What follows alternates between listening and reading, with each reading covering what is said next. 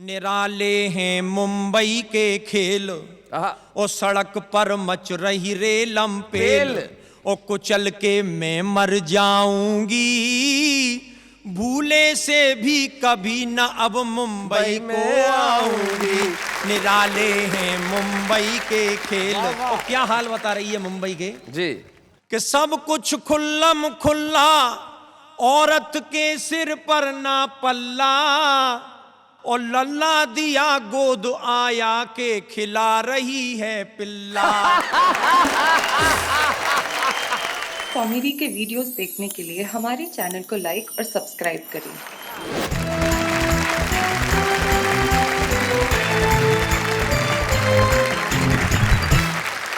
क्या बात है। हमारे साथ हमारे 3 कवि मित्र आज उपस्थित है। जैमिनी हरियाणवी जी, जिन्होंने बूढ़ा होने से इनकार कर दिया और इनके बेटे जब इनको कहते हैं कि बाप बुजुर्ग हो गए तो ये कहते हैं बूढ़ा होगा तेरा बाप। वेद प्रकाश वेद, जो बड़े कमाल के व्यंगकार हैं। और उसके बाद ये जो आइटम यहाँ उपस्थित है, भारत में 1951 के बाद रंगीन फिल्में बनना शुरू हुई। ये उसके पहले का श्वेत श्याम चलचित्र है। लेकिन रंगीन फिल्में जब बनी तो रंगीन फिल्मों ने कलर तो बदल दिया लेकिन मज़ा देना बंद कर दिया। और ब्लैक एंड वाइट में भले रंग नहीं होता था लेकिन मज़ा बहुत होता था। ऐसे ही डॉक्टर सुरेंद्र दुबे हमारे बीच में, तीनों ही कवि उपस्थित हैं, हम स्वागत करते हैं। आप अगर तीनों को जरा गौर से देखें तो सुरेंद्र दुबे और जैमिनी हरियाणवी क्या कलरफुल कुर्ते पहन के आए हैं। लेकिन हमारा विषय तो तकनीक है, टेक्नोलॉजी है। और टेक्नोलॉजी का, आधुनिकता का सही साथ सिर्फ वेद प्रकाश ने निभाया है, क्योंकि वो टाई पहन के आया है। इसलिए इसका हक बनता है कि वो सबसे पहले यहाँ उठ के आए, लोगों को अपना टाई और कोट भी दिखाए और आके जरा एक जोरदार कविता सुनाए। वेद प्रकाश वेद।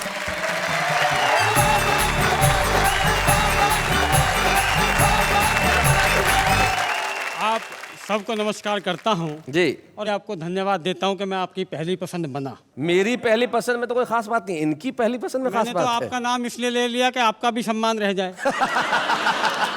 आपने बताया दुबे जी के बारे में, उनको देखकर आपको 1951 से पहली ब्लैक एंड वाइट फिल्में याद आई। मेरी समझ में एक बात नहीं आई, फिल्म वाले उस समय ब्लैक एंड वाइट में वाइट कहाँ से लाते थे। एक कविता मैं आपको सुनाता हूँ। हाँ भाई। और कविता का शीर्षक है मल्लिका जी स्वर्ग में। क्या बात है, क्या मल्लिका जी स्वर्ग जी, में। जी, टेक्नोलॉजी की बातें हो रही हैं तो मैं आपको बता दूं, स्वर्ग एक ऐसी चीज़ है जहां साइंस भी किसी को जाने से नहीं रोक सकती। जी, उसकी भी लिमिटेशन है, वो भी बस आने वाले को ही रोक सकती है।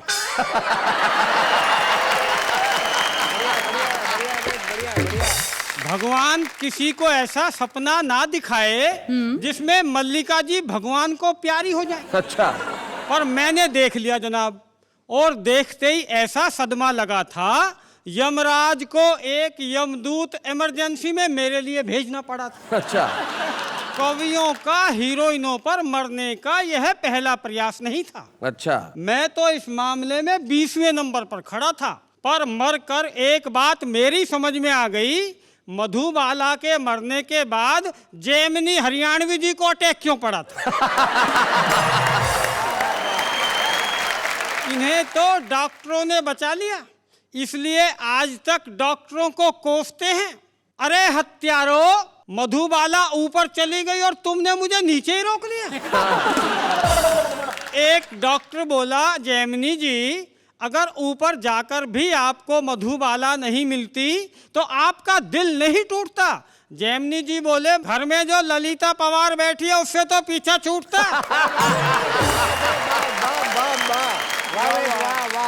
खैर मैं इस मामले को ज्यादा नहीं रोना चाहता, मधुबाला के चक्कर में अपनी मल्लिका को नहीं खोना चाहता। तो मैंने यमदूत से कहा, यमदूत भैया जरा जल्दी चलो, नहीं तो मल्लिका वाला यमदूत काफी दूर निकल जाएगा। सुनकर वह रोने लगा। मैंने कारण पूछा तो बोला, अपने मुकद्दर को रो रहा हूं। एक यमदूत वो जो मल्लिका को कांधे पर बिठा कर ले गया होगा, एक मैं जो तुम्हें ढो रहा हूं। खैर किसी तरह यमपुरी आई जी, तो पता लगा वहां भी हाहाकार था। अच्छा। वो यमदूत मल्लिका को लेकर फरार था। यमराज की सारी टीम माथे पे हाथ धरी बैठी थी, सबकी नानी मरी बैठी थी। वो तो शुक्र है तभी वो मल्लिका को लेकर वहां आ गया, अगर थोड़ी देर और नहीं आता तो इनका तो मुझे पता नहीं, मैं तो मरा मराया दोबारा मर जाता। बहुत अच्छे। यमराज ने पूछा, अरे मूर्ख, इतना समय कहाँ लगाया? यमदूत ने बताया, इनका मन बहला रहा था, इन्हें घुमा फिरा टहला रहा था। यमदूत के मल्लिका को घुमाने पर यमराज अंदर ही अंदर जला। अच्छा। आज उसे पहली बार अपना यमदूत न होकर यमराज होना खला। अच्छा। फिर झेप मिटाते हुए मल्लिका से बोला, फील मत करना मल्लिके। मल्लिके। फील मत करना मल्लिके, सच मानना मैंने तो पार्किंग से भैंसा निकालकर स्टार्ट भी कर लिया था। मैंने तो पार्किंग से भैंसा निकालकर स्टार्ट भी कर लिया था, पर कमबख्त चित्रगुप्त ने टोक दिया, पद की मर्यादा की दुहाई देकर रोक दिया, वरना तुम्हें लेने मैं खुद जाता, और ये तो तुम्हें यहाँ लेकर आ भी गया, मैं कभी नहीं आता।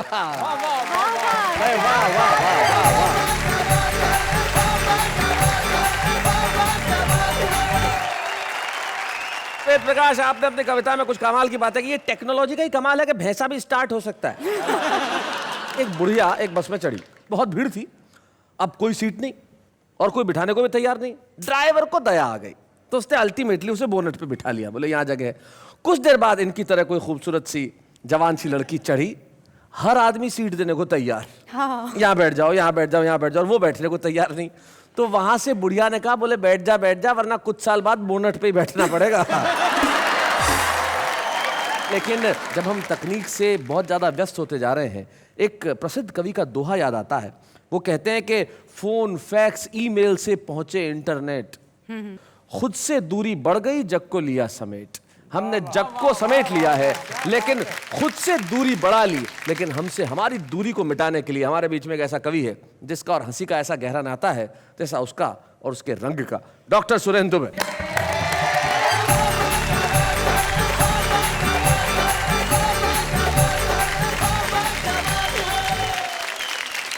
टेक्नोलॉजी की जब बात चलती है, लादेन मरा तो मैं बहुत टेंशन में आ गया। जी।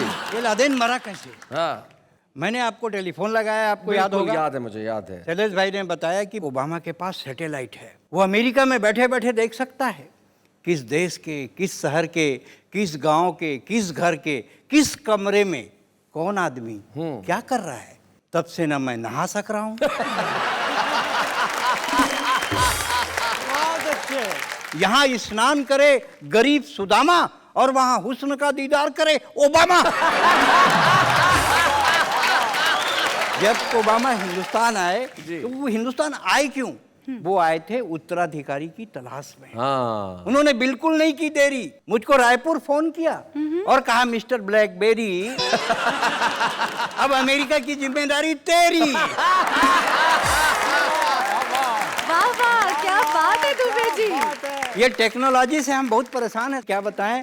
पहली बार जब हवाई जहाज में बैठे, बहुत देर तक प्लेन सड़क में चलता है, हाँ। जिसको ये रनवे बोलते हैं। हमको तो लगा कि ठग दिया। हाँ। हमने एयर होस्टेस को बुलाया और कहा, भौजी बाबूजी, प्रदेश का मामला, इज्जत से बात। बाबूजी भाई बहुत अच्छे।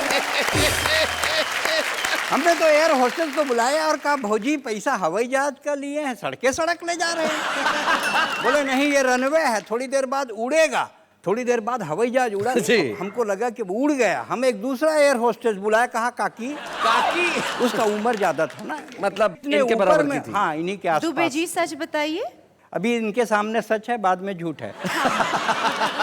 हमने कहा, काकी देखिए हवाई जहाज कितने ऊपर में उड़ रहा है, आदमी चींटी के समान दिख रहा है। बोले नहीं, चींटी ही है, हवाई जहाज उड़ा ही नहीं। जब ऊपर पहुंचे, टेक्नोलॉजी ने फिर हमको फंसाया जी। फिर हमने आपसे सवाल किया, आपको याद होगा? बिल्कुल याद है। हवाई जहाज में जब बैठते हैं तो ये पट्टा क्यों बांध देते हैं? बोले इसलिए कि अगर दुर्घटना हो जाए तो कोई भाग ना पाए। ये दिक्कत है भाई साहब जी। जब हम अमेरिका जा रहे थे कार्यक्रम करने, अनाउंस हुआ मौसम खराब है, कमर की पट्टी बांध लो, प्लेन गिर सकता है। ये सब अपना रुपया बांधने लगे, डॉलर बांधने लगे और कवित्रियाँ अपना ज्वेलरी बांधने लगी। मैंने कहा कर क्या रहे हो? बोले लोग हमको खोजेंगे, बचाएंगे। मैंने कहा कभी पहली बार बैठे क्या हवाई जहाज में? लोग मेरे को खोजेंगे। मालूम है आपको कि जब हवाई जहाज क्रश होता है, गिरता है, सबसे पहले ब्लैक बॉक्स खोजा जाता है।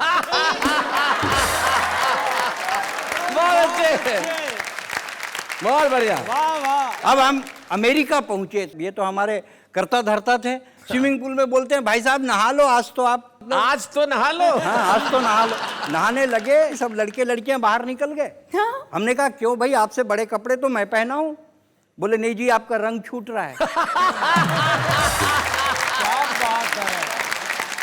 पेट पर कुर्सियां, पीठ पर मेज है, माफ कीजिए रुकावट के लिए खेद है। कॉलेज की एक छात्रा को एक लड़के ने आंख मारी, लड़की ने गुस्से में सैंडल उतारी और फिर पहन ली।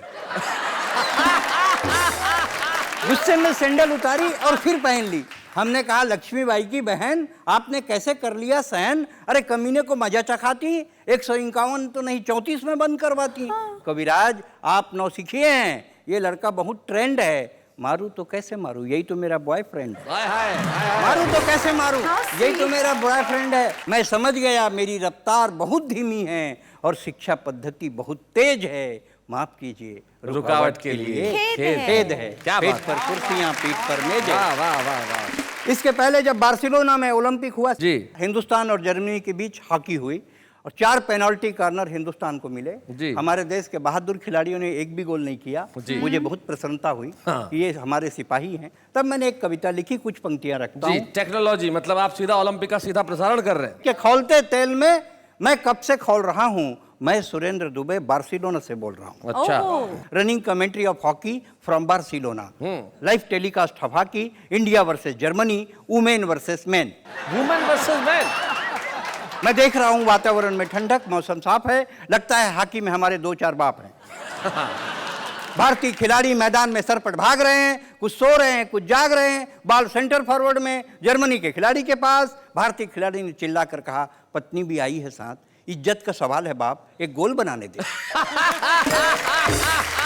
इज्जत का सवाल है बाप, एक गोल बनाने दे। सभी ने मिलकर भगवान को मनाया और भगवान ने एक पेनल्टी कॉर्नर दिलाया बाल भारतीय खिलाड़ी के पास। और भारतीय खिलाड़ी ने जैसे ही पेनल्टी कॉर्नर को गोल में तब्दील करने की हिम्मत जुटाई, एक लड़की चिल्लाई हाय। भारतीय खिलाड़ी ने कहा हाय, अब बाल इधर जाए या उधर जाए। मैं देख रहा हूं स्टेडियम के कोने कोने दर्शकों से खचाखच भर रहे हैं। हॉकी के छोर से भारतीय खिलाड़ी मार्केट में शॉपिंग कर रहे हैं। Ball in right half Germany के खिलाड़ी के पास, सिर्फ स्टिक बचा है भारतीय खिलाड़ी के पास, उसी को घुसा दिया।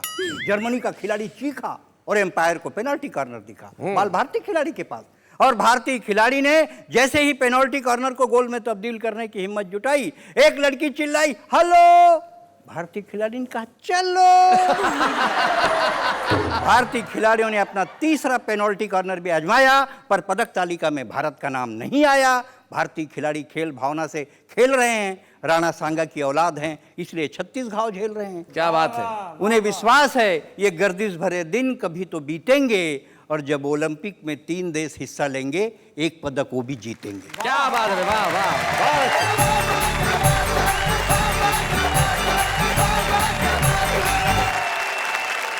भाई बहुत बढ़िया डॉक्टर सुरेंद्र दुबे, जो आप हमारी हॉकी की स्थितियां बता रहे थे और सच में हॉकी की स्थिति ऐसी हो ही गई है। शरद जोशी जी मुझे अचानक याद आए, भारतीय खिलाड़ियों के लिए वो कहते थे कि हमारा खिलाड़ी ओलंपिक में जाता है और हार के आता है। क्या बात। और जब हॉकी में गोल करने का जब भी मौका आता है, हमारा खिलाड़ी सामने वाले खिलाड़ी को झुक के नखलवी अंदाज में कहता है पहले आप।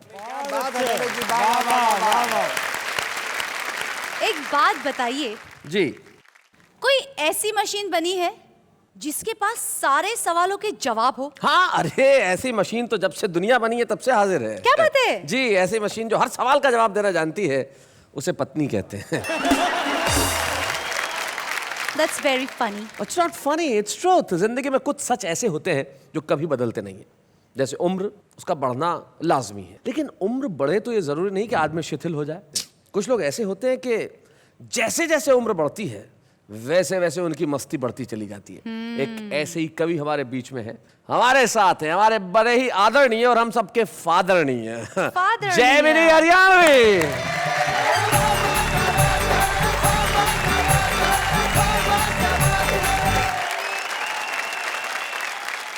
भाई मैं टेक्नोलॉजी की बात कर रहा था। हाँ। बीवी और टीवी। आहा। बीवी जो है ऊपर वाले की टेक्नोलॉजी और टीवी जो है आजकल के वैज्ञानिकों की। मैंने इन दोनों की तुलना करी है। अच्छा, टीवी और बीवी की क्या बात है? टीवी बनाम बीवी। ईब मैं एकदम साथ साथ कह रहा सुधी कि हमारे घर में से मौजूद एक अदद बीवी और एक अदद टीवी। तुलना देखिए, टीवी लाने में हमें एक तसल्ली रही कि टीवी के निर्माता ने हमें 5 साल का गारंटी कार्ड दिया।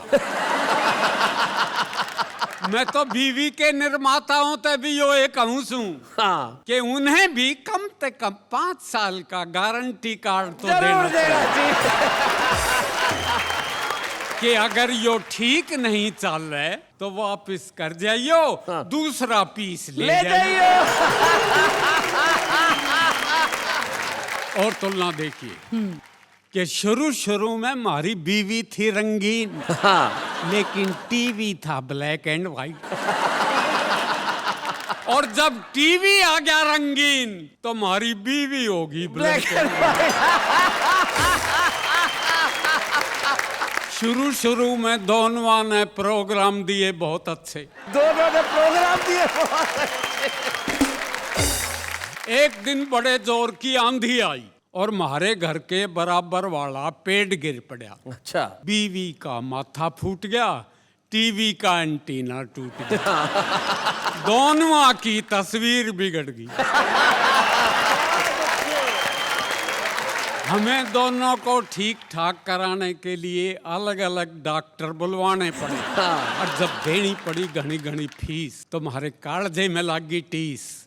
और हम ऊपर हाथ उठा के बोले, जगदीश हमारी सहायता ने आ और इन दोनों के खर्चे ते बचा। क्या बात है, वाह वाह वाह वाह। जैसे मैंने बीवी और टीवी की तुलना करी है तो नेताजी क्या कह रहे हैं जी बताएं। आप सुनिए। होली के दिन एक नेता ने पी के भंग अच्छा। अपनी बीवी की बजाय कुर्सी पे ही डाल दिया रंग। अच्छा। बोले असली तो यो है जो मने संभाल रही से मेरे बालका ने पाल रही से। क्या बात है, वाह वाह वाह। जैमिनी जी, अब आप तो सारी उम्र शिक्षक रहे हैं, तो शिक्षकों की आदतों के बारे में कुछ बताइए। आदत तो तेरी भी है जी। बहू कितना ही बुरा खाना बना दे यूं कहेगा वाह वाह क्या बात है। तो आदत होती है एक अध्यापक की आदत पर। जी। एक अध्यापक की हुई शादी तो सुहाग रात ने दुल्हन का घूंघट उठाते ही अपनी आदत के अनुसार प्रश्न की जड़ी लगा दी। तेरा नाम? हाँ। चंपा से है चमेली। हाँ। कौन कौन सी थी तेरी सहेली? हाँ। और ईद तक की देखी हुई फिल्मा के नाम गिना। कौन कौन सी फिल्म किस किस के साथ देखी जोड़े बना। अब सुनते ही ये ढेर सारे सवाल, बेचारी दुल्हन का हो गया बुरा हाल। अपनी आदत के अनुसार उसका हौसला बढ़ाते हुए, उसकी कमर थपथपाते हुए अध्यापक बोला, घबरा मत, हिम्मत से काम ले, किन्हीं 5 प्रश्न का उत्तर दे। और भाई अब मैं शादी के ऊपर एक गजल सुनाना चाहता हूँ। जी, गजल के कुछ शेर सुनाएं। शादी 2 महाकाव्यों को आपस में जोड़ती है, पिरोती है। हाँ। शादी से पहले रामायण और बाद में महाभारत होती है। ब्याहत गड़बड़ी हो गई, खाट मेरी खड़ी हो गई, ढोर कंगने की ऐसी बंधी, हाय रे हथकड़ी हो गई। क्या बात है, बहुत अच्छे। हम कहें हम तो सूली चढ़े, हम कहें हम तो सूली चढ़े, वो कहें घुड़ चढ़ी हो गई। क्या बात है, बहुत अच्छे विवाह। ऐसी वरमाला पहरी के इब आंसुओं की लड़ी हो। क्या बात है, वाह वाह वाह। 15-20 साल के बाद दिन में तारे दिखाई दिए, आंख कितनी बड़ी हो गई। क्या बात है, शक्ल पे 12 बजने लगे, शक्ल पे 12 बजने लगे, शक्ल मेरी घड़ी घड़ी हो गई। क्या बात है।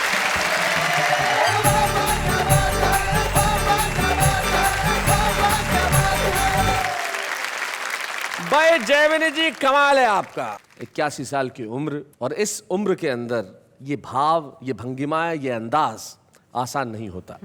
वैसे जयमिनी जी बड़े हाजिर जवाब है। एक बार एक बस में कहीं चढ़ रहे थे, एक 75 साल की बुढ़िया भी चढ़ी, तो उन्होंने इनको कहा कि ताऊ कहाँ जा रहे हो। अब 75 साल की बुढ़िया ने कहा कि ताऊ कहाँ जा रहे हो। ये तो जयमिनी जी बोले, बेटी तेरी खातिर लड़का देखने जाता हूँ। तो ये है जयमिनी हरियाणवी। भाई इनकी मस्ती को, इनकी ऊर्जा को और इनके इस उल्लास को हम मिलकर एक बार प्रणाम करते हैं। भाई क्या बात है जयमिनी जी, ये तालियां सिर्फ आपकी कविता के प्रति प्रशंसा का भाव ही नहीं है, ये वो श्रद्धा है जो हम सबके भीतर आपके लिए है। आप जीवन के हर दिन को उत्सव मानते हैं, और जब ऐसा व्यक्ति इतने वर्षों से हिंदी कविता और हास्य के लिए इतने सालों से काम कर रहे हो, ऐसे श्री जयमिनी हरियाणवी जी का हम जोरदार करतल ध्वनि के साथ वाह वाह क्या बात है के मंच पे सम्मान करते हैं।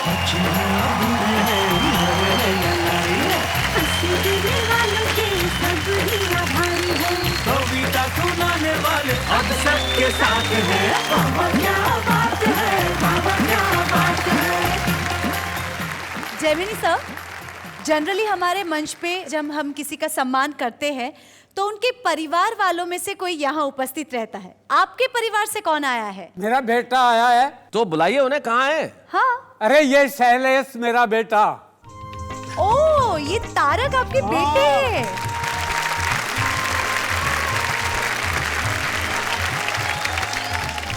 सबसे पहले तो बहुत बहुत धन्यवाद देना चाहूँगा इस बात के लिए कि जयमिनी जी मुझे पुत्र स्वरूप मानते हैं, मुझे पुत्र मानते हैं। ये एक ऐसा हमारा अटूट रिश्ता है। मैं चाहता हूँ कि जयमिनी जी शतायु हों, और आज 81 वर्ष की उम्र में जिस तरह हमने इनका सम्मान किया है, जब ये 100 वर्ष के हों तब भी हम वाह वाह क्या बात है कि मंच पे इन्हें बुलाएं, इनसे कविताएं सुने और इनका सम्मान करें। ऐसा ही होगा। क्या बात है।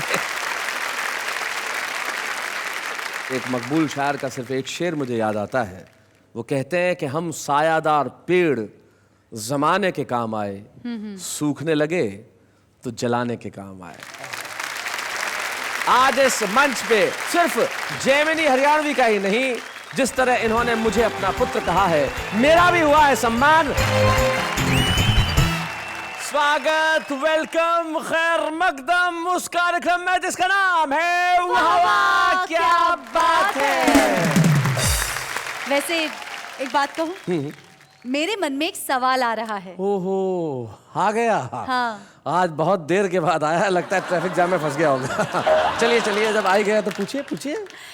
मैं ये पूछना चाहती हूँ महोदय, और आपसे भी जी, कि ये टेक्नोलॉजी से कभी किसी कवियों का भला चला हुआ है कि नहीं? नहीं नहीं, बहुत भला हुआ है। इस टेक्नोलॉजी से तो इतना भला हुआ है, ये इंटरनेट और मोबाइल से देश में नए किस्म के कवियों की एक फौज तैयार हो गई है। जैसे कि ऐसी ऐसी कविताएं, ऐसी ऐसी शायरी। देखिए, जिंदगी बेहाल है, सुर है ना ताल है, मैसेज बॉक्स भी कंगाल है, क्या आपकी एसएमएस की फैक्ट्री में हड़ताल है? यार कुछ तो भेजो, ये मेरी मोबाइल की जिंदगी का सवाल है।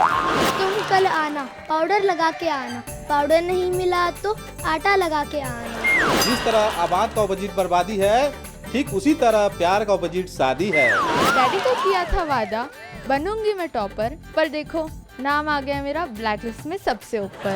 रोगे तो हंसाएंगे, लूटोगे तो मनाएंगे। हम 3 इडियट्स के रांचो हैं, गजनी के संजय नहीं, जो 15 मिनट में भूल जाएंगे।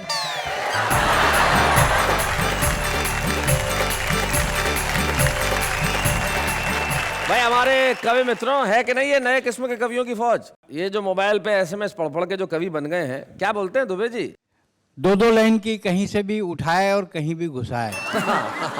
समा परवाने से कहती है, हाय हाय, दूर हट परवाने तेरी नाक बहती है।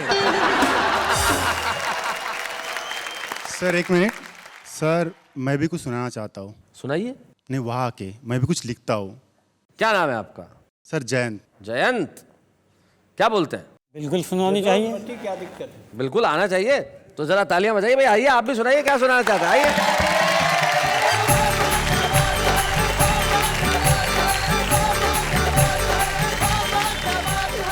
स्वागत है आपका इस मंच पे। सबसे पहले तो मैं आपको बधाई देना चाहता हूं कि देखिए आपने इच्छा प्रकट की और आप कविता पढ़ने के लिए यहाँ आ गए। जयंत, कहाँ रहते हैं आप जयंत? सर मैं मुंबई में रहता हूँ। मुंबई में रहते हैं, क्या बात है। हिंदी में कविताएं लिखते हैं? हाँ सर, मेरी मदर टंग तो मराठी है जी, लेकिन मैं लिखता हूँ हिंदी में। क्या बात है। यही इस देश की सबसे बड़ी विशेषता है। ये जो भाषाएं हमें जोड़ने का काम करती है, जिसका एक उदाहरण आप हैं। आपसे अनुरोध करता हूं कि आइए कविता सुनाइए। कविता सुनाने के पहले मैं कुछ बताना चाहता हूँ कि मुंबई में लोकल ट्रेन तो काफ़ी मशहूर है जी। तो जब लोकल ट्रेन में एक अनाउंसमेंट होती है अगले स्टेशन के बारे में, अगर अगला स्टेशन दादर है तो 3 भाषाओं में अनाउंसमेंट होती है, जैसे कि पुडील स्टेशन दादर, अगला station Dadar, next station Dadar. Hindi, Marathi, English तीनों में अनाउंसमेंट, तीनों भाषाओं में ये होता जी। है। तो कविता का शीर्षक है पुडील स्टेशन प्यार, अगला स्टेशन प्यार, नेक्स्ट स्टेशन प्यार। प्रवासी कृपया ध्यान दें, अब तो 4 महीने पहले ही आप रेल का टिकट कटा सकते हैं, नहीं तो 100 रुपये देकर टीसी को भी पटा सकते हैं। 100 रुपये देकर टीसी को भी पटा सकते हैं, लेकिन अब तक न हमें कोई पटी, जिंदगी प्रतीक्षालय में कटी। हम तो कभी वेटिंग लिस्ट, कभी आरएसी, तो हमारे आगे लंबी सी कतार है। अपना तो बस पुडील स्टेशन प्यार, अगला स्टेशन प्यार, नेक्स्ट स्टेशन प्यार। भाई वाह वाह वाह वाह वाह। तो शैलेश जी जी, फास्ट लोकल छोड़ के हम जानबूझकर स्लो लोकल में सटकते हैं जी। विंडो सीट होते हुए भी दरवाजे पे लटकते हैं। क्या बात है। लेडीज डिब्बे की तरफ नैन हमारे मटकते हैं, सीआरपीएफ की आंखों में हम वो खटकते हैं। लेडीज डिब्बे की तरफ नैन हमारे मटकते हैं, सीआरपीएफ की आंखों में हम बहुत खटकते हैं। पटरी तो क्रॉस नहीं की, फिर क्यों भरे हम फाइन? अरे भाई बख्शीश भी दूंगा, लेकिन पहले क्लियर तो होने दे लाइन। अरे भाई हमें तो बस एक ग्रीन सिग्नल का इंतजार है। अपना तो बस पुडील स्टेशन प्यार, अगला स्टेशन प्यार, नेक्स्ट स्टेशन प्यार। Very well effort, good. आगे की जो पंक्तियां है ये आज की जनरेशन के लिए है, आपके लिए भी। आपके लिए भी है, मतलब आज की जनरेशन के लिए तो है, आपके लिए भी है। बिना अनाउंसमेंट के 2 ट्रेन एक ही पटरी पे चली आती है जी। प्लेटफॉर्म नंबर 4 की गाड़ी प्लेटफॉर्म नंबर 3 पे चली जाती है। लेकिन हमारा प्लेटफॉर्म तो बरसों से खाली पड़ा है। गरम मसाला चाय वाला कब से केटली लेके खड़ा है। लेकिन उसे पता है, इज वेरी ऑप्टिमिस्टिक, लेकिन उसे पता है अंधेरी स्टेशन पे ट्रेन रुकी नहीं तो कोई बात नहीं, अंतिम स्टेशन तो विरार है। अपना तो बस पुडील स्टेशन प्यार, अगला स्टेशन प्यार, नेक्स्ट स्टेशन प्यार।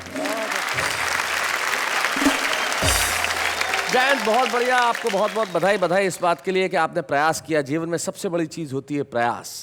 आपने कविता लिखी, प्रयास किया और एक अनूठे ढंग से उस कविता को पढ़ा। हम आपको बधाई देना चाहते हैं Jayant. Thank you very much for coming here. Thank you so very much Jayant.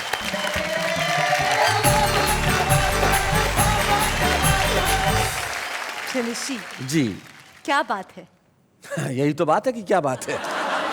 देश का हर आदमी एक दूसरे से पूछ रहा है कि क्या बात है। और जब एक आदमी पूछता है इन दिनों कि क्या बात है, तो वो कहता है वाह वाह, वाह क्या बात है। हाँ तो बताइए, कहाँ है हमारे छुपे रुस्तम साहब? हमारे जो छुपे रुस्तम हैं वो बड़े रस भरे हैं, क्योंकि ये भगवान भी है, मकरंद भी है, इनके पास कविता भी है और छंद भी है।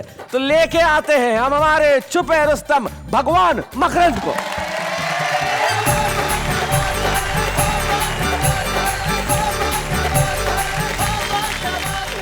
भगवान मकरंद, कहाँ रहते हैं आप? कामा भरतपुर। क्या करते हैं आप वहाँ? मैं एक शिक्षक हूँ। क्या पढ़ाते हैं? हिंदी। हिंदी पढ़ाते हैं भाई, वाह। और हिंदी में कविताएं करते हैं। तो आपका स्वागत है हमारे इस छुपे रुस्तम में। सुनाएं। मैं अभी साहब इस कार्यक्रम में अपनी कविता पढ़ने के लिए आ रहा था जी। गांव का रहने वाला हूं, तो मेरी पत्नी जिद पड़ गई कि नहीं जी मैं भी आपके साथ चलूंगी। अरे मैंने कि तू क्या करेगी? शैलेश जी ने मुझे बुलाया है। बोला नहीं जी मैं भी चलूंगी। नहीं मानी, जिद पड़ गई, आ गई मुंबई। लेकिन जब उसने मुंबई के हालचाल को देखा तो वो शैलेश जी क्या कह रही है उसी के शब्दों में एक गांव की ठेठ महिला मुंबई के हालचाल देखकर क्या कह रही है, यहां से मेरा गीत शुरू। सुनाइए। निराले हैं मुंबई के खेल, और सड़क पर मच रही रेलम पेल, और कुचल के मैं मर जाऊंगी, भूले से भी कभी न अब मुंबई को आऊंगी। निराले हैं मुंबई के खेल। और क्या हाल बता रही है मुंबई के जी, कि सब कुछ खुल्लम खुल्ला, औरत के सिर पर ना पल्ला, और लल्ला दिया गोद आया के खिला रही है पिल्ला। पकड़ के एक दूजे का हाथ, और जा रही जाने किसके साथ, न ऐसी मैं बन पाऊंगी, घुंघटा उठा जुहू पे फोटो ना खिंचवाऊंगी। निराले हैं मुंबई के खेल। और क्या बता रही है साहब निराला मुंबई का, कि लड़का लड़की डाल हाथ में हाथ दिखाएं तन को जी, और बूढ़े बड़े कोई ना रोके कोई न टोके इनको। आज जो मिले तो हो गया प्यार, और कल जो मिले हुई तकरार, और करें छुप छुप के झूठा प्यार। अरे जो खुल जावे पोल जेब में है राखी तैयार। निराले मुंबई के खेल। और क्या कह रही है साहब मुंबई में आके, कि एक से ऊपर एक बनाए हैं मकान बादल में, एक के ऊपर एक बादल में बनाए हैं मकान बादल में, और कैसे रहूं बिना पड़ोसिन है जाऊं पागल में। कोई ना किसी से बतराए, न मन की सुने न सुनाए, अरे बाल किससे गुथवाऊंगी। क्या बात है भाई, वाह वाह। और इससे भी बड़ी बात आ रही है शैलेश जी, देखना एक गांव की महिला क्या कहना चाह रही है, कि बाल किससे गुथवाऊंगी, और नाम पिया को हाथ पे यहाँ कैसे गुदवाऊंगी। मुंबई के खेल। क्या बात है, वाह वाह। और शैलेश जी आप टेक्नोलॉजी की बात कर रहे थे बहुत देर से, तो मेरा भी मन है कि इस जो टेक्नोलॉजी है आज की मॉडर्न टेक्नोलॉजी, इस पे कुछ बात कहना चाहता हूं। सुनाए। आप तो कह रहे थे टेक्नोलॉजी टेक्नोलॉजी, लेकिन साहब ये टेक्नोलॉजी बीमारी है।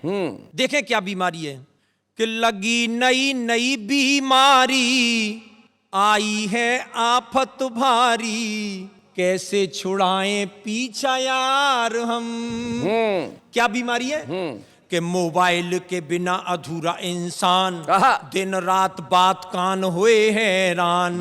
मोबाइल ने किए हैं बर्बाद हम, सुबह डलवाए पैसे शाम को खत्म।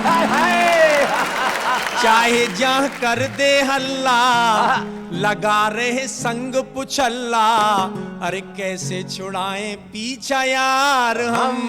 क्या बात है। लगी नई नई बीमारी, आई है आफत भारी, कैसे छुड़ाएं पीछा यार हम। और एक और बिल्कुल मॉडर्न टेक्नोलॉजी जी, का कंप्यूटर करे आदमी का सब काम, धरती पे आदमी का रहा बस नाम। वाह वाह वाह। कंप्यूटर पे ही लड़का लड़की करे प्यार, कंप्यूटर पे ही लड़की चुने भरता। अरे बिना कंप्यूटर भैया पार हो कैसे नैया, कैसे छुड़ाएं पीछा यार हम। क्या बात है भाई, वाह वाह वाह भाई, बहुत बढ़िया। भगवान मकरंद, आज आपको सुन के वाह वाह क्या बात है, बहुत खुश है। और आज हम चाहते हैं एक प्रोत्साहन के रूप में हम आपको एक कलम यहाँ प्रदान करें। क्या बात। जोरदार तालियां भगवान मकरंद के लिए। हंसी देने वालों के सब ही आभारी है, कविता सुनाने वाले अब सबके साथ है। तो भाई हमने आज यहाँ पे एक प्रोत्साहन चिन्ह दिया भगवान मकरंद को कि ये छुपा रुस्तम छुपा नहीं रहे, सारे देश में इसकी विजय पताका फहरे। किसी एक शायर के 2 बड़े अच्छे शेर मुझे याद आते हैं। वो कहते हैं कि वक्त जब अच्छा नहीं होता है कोई भी अपना नहीं होता। क्या बात। वक्त जब अच्छा नहीं होता कोई भी अपना नहीं होता, और साथ है जिसके तसव्वुर तेरा वो कभी तन्हा नहीं होता। तो इनके साथ तो हमेशा तसव्वुर बना रहेगा कविताओं का और उस कार्यक्रम का जिसका नाम है वाह वाह क्या बात है।